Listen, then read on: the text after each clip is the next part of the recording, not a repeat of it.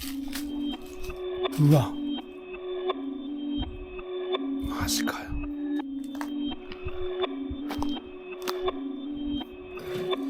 Perfect.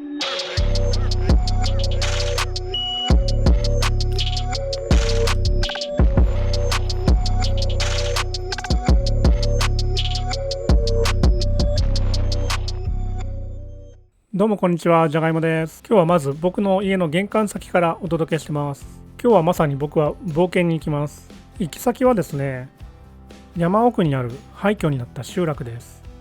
一人で行くにはそれなりに危険が伴うところなので、今入念に準備をしてます。持ち物としてはまずは非常用のロープ。次がアクションカメラ。僕の動画はだいたいこれで撮ってます。次が写真を撮るためのミラーレスカメラです。あとはスマホやカメラを充電するモバイルバッテリー、カメラ用のグリップ三脚に水が入った水筒、火を起こすためのライター、これも非常用です。あとは非常食の定番チョコレート、これは僕のハイキングシューズです。登山用の装備としては十分ではないのは分かっているんですけど、特に今日行く場所は熊の目撃情報があるんですね。本当は熊よけの鈴が欲しかったんですけど、売ってなかったので諦めます。ハイキングシューズを履いて、さあ出発しましょう。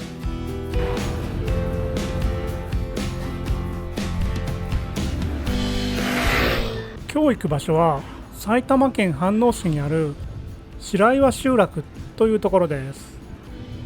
めちゃくちゃ山奥にあります。白岩集落には1985年頃までは人が住んでいたようですが、今では完全に無人です。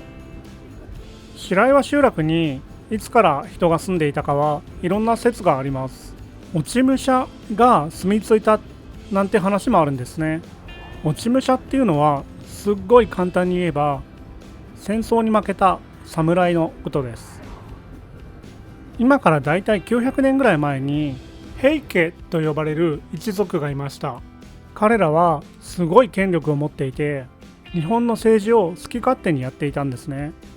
しかし彼らは源氏と呼ばれる別の一族に戦争で負けて滅亡します。そしてその平家の生き残りは日本各地に散らばって山奥や離島などで以後ひっそりと暮らしていたと言われています。その平家の生き残りの一部が白岩集落に暮らしていたという伝説が残ってるんですね。しかし集落には今は誰もいなくなり、30年以上も放置されてるんですね。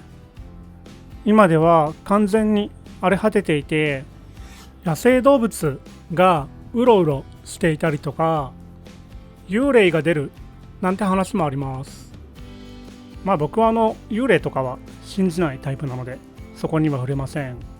とある生徒さんから集落って何ですかって質問がありました。集落っていうのは田舎にある小さなコミュニティのことです。英語に訳すと集落はヴィレッジです。ただこの英語のヴィレッジは通常日本語では村というふうに訳されます。村も集落もヴィレッジなんですけど、村と集落は同じものではありません。ややこしいですね。村というのはニューヨークシティのシティみたいなものです。つまりはミュニシパリティの種類の一つなんですね。日本には4種類のミュニシパリティがあります。市、区、町、村の4つです。町は町と読む場合もあります。これらをまとめて市区町村と言います。では集落とは何かというと、田舎にある小さなコミュニティのことを集落と言います。だから集落が市や町の中にあることもあります。白岩集落がある場所はかつて名栗村という独立した村でした。2005年に隣接する飯能市と合併して飯能市の一部になりました。白岩集落はかつては名栗村の中にあったんですが、今は飯能市の中にあります。だいぶ山の奥に来ました。登山道の入り口まではもうすぐです。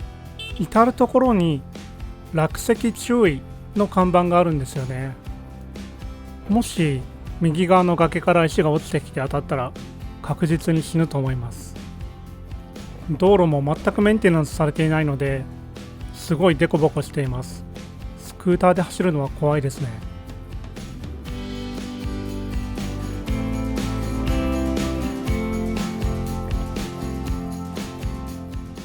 さて到着しました。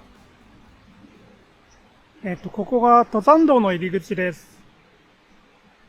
今から岩場の下にある集落に向かいます。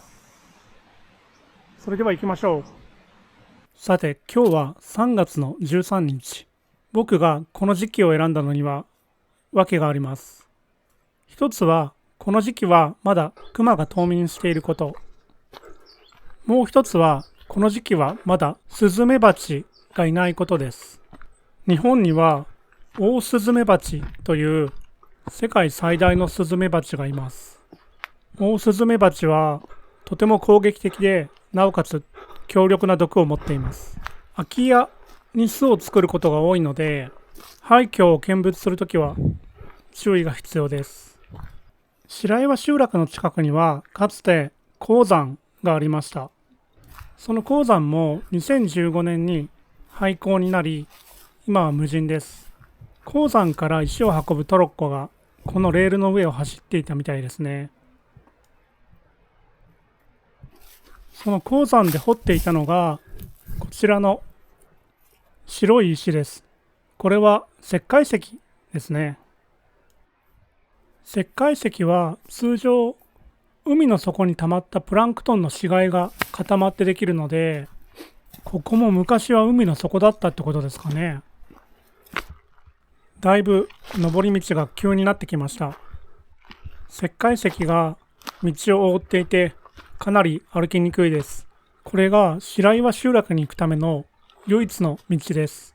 住んでいた人たちはこの道を通って買い物や学校へ行ってたんですかね。電球が落ちています。集落はもうすぐそこってことですかね。ここが集落の入り口のようです。これは家の跡ですかね。完全に崩れて屋根だけになっています。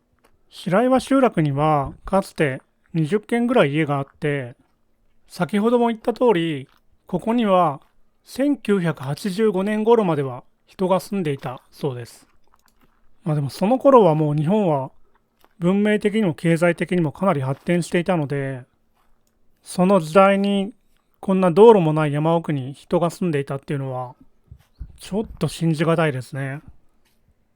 正面に見えるのは巨大な石灰石の岩場です。白い大きな岩場の下にあったので白岩集落って呼ばれているんですね。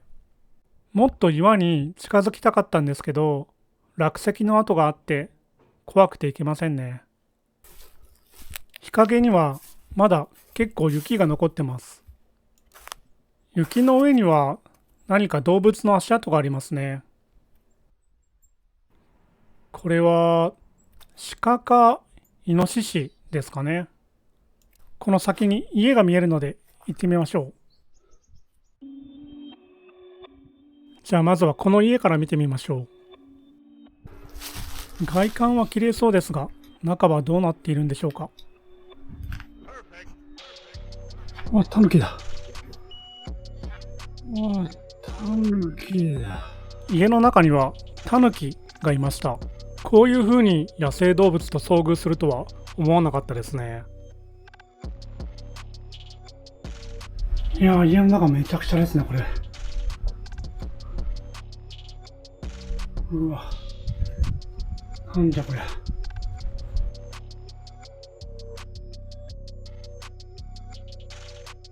この時計も時代を感じますね。おばあちゃんの家に似たような時計があった気がします。そしてこれは家ですかね。この方はこの家の主人だったのかもしれません。家の周りにはアイロン、電話機、レコードなど時代を感じるものが散乱しています。これは神社のお札です。お札に書かれているのは犬ではなくニホンオオカミです。ニホンオオカミはすでに絶滅しています。しかしこの地域ではオオカミは古くから守護神として祀られていたんですね。ここはキッチンですね。コップや食器が残されていて生活感があります。ここはお風呂ですね。こういう木製の丸い浴槽って漫画とかアニメでは見たことあるんですけど、実物を見るのは初めてです。これは消火用のホースと消火栓ですかね。2軒目の家です。この家も中はめちゃくちゃですね。でもより多くの家財道具が残されてますね。ストーブなどの家電や洋服もそのまま残されてますね。庭には餅つき用の臼がありました。お正月とかに家族でお餅をついていたのかもしれないですね。玄関の靴箱にはまだ靴が入ったままです。先ほどの家もそうだったんですけど、普通に生活をしていた人たちがある日突然姿を消したような不気味さを感じます。洗濯機もそのまま残されてますね。どうやってここまで運んだんでしょうか。他にも何軒か家があるので見てみましょう。ここも中はめちゃくちゃですが、奥に洗濯物が干してあったり、まだ生活感が残ってますね。出ていく直前までは人が普通に暮らしていた、そんな感じがします。人々が何の痕跡もなく突然消えることを日本語で神隠しって言うんですけど、この場所は神隠しの集落とも呼ばれているそうです。まあ実際は突然いなくなったわけではなくて、ちゃんと理由があって人々はこの集落を離れていったと思うんですけど、白岩集落ではかつて炭作りが盛んに行われていたようです。ここで作った炭を歩いて山の下にある集落まで売りに行っていたらしいんですよね。でもガスや電気が普及したことによって炭の需要は減ってしまいます。それに伴って白岩集落はどんどん衰退していき、1985年頃に無人になったらしいんですね。こんな道路もない山奥の不便なところに1985年まで人が暮らしていたってことは、住んでいた方々は必死に先祖代々受け継いだ土地を守ろうとしていたのではないかと思います。経済的な理由などでこの土地を離れざるを得ない、そういう葛藤があったことを想像するとなんだか悲しくなります。この小屋のような建物、最初は倉庫か何かかと思ったんですけど、中にキッチンがあるんですよね。冷蔵庫も置いてあります。地面には茶碗やお皿が散乱していて、カウンターのように見える場所には大きな鍋が置いてあります。ここは屋台のようなお店だったんじゃないかと思います。集落の人たちが集まる憩いの場所だったのかもしれません。そしてカウンターの隅にはラジコンが置かれていました。小さな子供も暮らしていたってことですよね。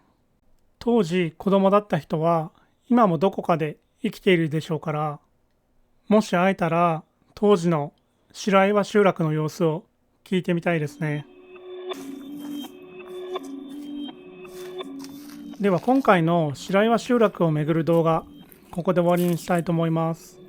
皆さんいかがでしたでしょうか。この動画が面白かったり参考になったという方は、ぜひ高評価、チャンネル登録お願いします。で、ここで皆さんにさよならを言おうと思ったんですけど、実は帰り道に結構やばいことがありまして、皆さんここに来る途中に落石注意の看板がたくさんある道路があったのを覚えてますか？帰りもそこを通ったんですけど、見てください、この岩。僕が来る時にはなかったんですよね。つまり僕が白岩集落にいた2時間ぐらいの間にこの岩が落ちてきたってことですよね。いや本当危なかったです。危うく死ぬところでした。いやー生きててよかったです。ということで皆さん、次の動画でお会いしましょう。じゃがいもでした。さよなら。